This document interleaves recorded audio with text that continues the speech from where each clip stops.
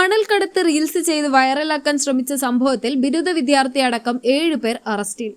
Nilambur police സ്റ്റേഷന് മുൻപിലൂടെ tipper ലോറിയിൽ മണൽ കടത്തുന്ന video ചിത്രീകരിച്ച ശേഷം റീൽസ് ഇൻസ്റ്റഗ്രാമിൽ പോസ്റ്റ് ചെയ്ത മണൽ മാഫിയ സംഘത്തിലെ 7 പേർ അറസ്റ്റിൽ.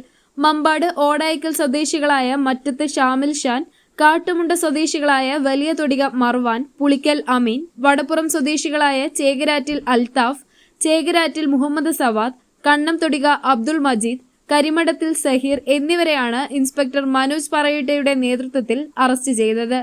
കഴിഞ്ഞ 22-ന് പുലർച്ചെയാണ് കേസിനാസ്പദമായ സംഭവം നടന്നത്. ഷാമിൽ ഷാന്റെ ഉടമസ്ഥതയിലുള്ള ടിപ്പർ ലോറിയിൽ പുള്ളിപ്പാടം കടവിൽ നിന്ന് അനധികൃതമായി മണൽ കടത്തിക്കൊണ്ടുപോകുമ്പോഴാണ് വീഡിയോ ചിത്രീകരിച്ചത്. മണൽ കടത്ത് ലോറിയിൽ ക്ലീനറായി പോകുന്ന ബിരുദ വിദ്യാർത്ഥിയായ അമീൻ ഓടായിക്കൽ പാലത്തിൽ വെച്ചും നിലമ്പൂർ പോലീസ് സ്റ്റേഷന് മുൻപിൽ വെച്ചും ചിത്രീകരിച്ച വീഡിയോ പിന്നീട് സിനിമാ ഡയലോഗുകൾ കൂട്ടിച്ചേർത്ത് റീൽസായി ഷാമിൽ ഷാന്റെ വണ്ടിപ്രാന്തൻ KL71 എന്ന അക്കൗണ്ടുമായി ടാഗ് ചെയ്ത് അമീന്റെ ഇൻസ്റ്റാഗ്രാം അക്കൗണ്ടിൽ പോസ്റ്റ് ചെയ്യുകയായിരുന്നു. തുടർന്ന് വീഡിയോ സോഷ്യൽ മീഡിയയിൽ വ്യാപകമായി പ്രചരിച്ചതോടെ ജില്ലാ പോലീസ് മേധാവിയുടെ നിർദ്ദേശപ്രകാരം നടത്തിയ അന്വേഷണത്തിലാണ് പ്രതികൾ പിടിയിലായത്. റീൽസ് വിവാദമായതോടെ ഇത് ഇൻസ്റ്റഗ്രാം പേജിൽ നിന്ന് നീക്കം ചെയ്തിട്ടുണ്ട്. വീഡിയോ ചിത്രീകരിക്കുന്ന സമയം ഉടമസ്ഥനായ ഷാമിൽ ഷാനും ലോറിയിലുണ്ടായിരുന്നു.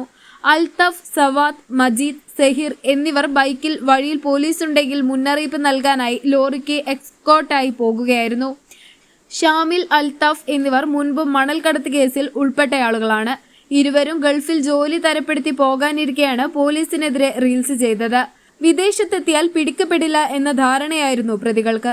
കോടതിപ്പടിയിലെ വിജനമായ സ്ഥലത്ത് ഒളിപ്പിച്ച മണൽ കടത്താൻ ഉപയോഗിച്ച ലോറി പിടിച്ചെടുത്തു. SIമാരായ Thomas Kutty Joseph, Mujeeb T, Ratheesh K, ASI Sudheer EN, Noushad SCPO, Shifin Kuppanath, CPOമാരായ അനീഷ് ജോസഫ്, സജീഷ് ടി, പ്രിൻസ്, വിവേക്, ഷൌക്കത്ത്, സുബൈറുദ്ദീൻ എന്നിവരടങ്ങിയ സംഘമാണ് പ്രതികളെ അറസ്റ്റ് ചെയ്ത് കേസിൽ തുടരന്വേഷണം നടത്തുന്നത്. Malappuram live voice, Nilambur.